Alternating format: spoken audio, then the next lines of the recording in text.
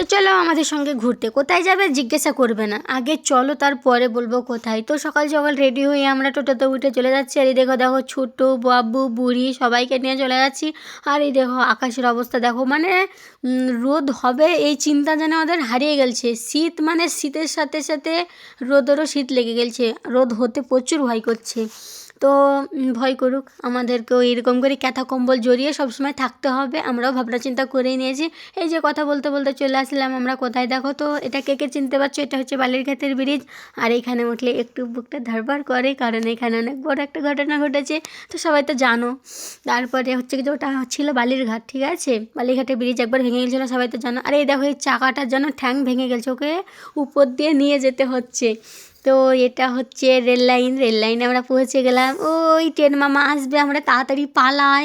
এই যে আমরা পার হয়ে গেলাম, এবার ট্রেন যখন ইচ্ছে তখন আসুক।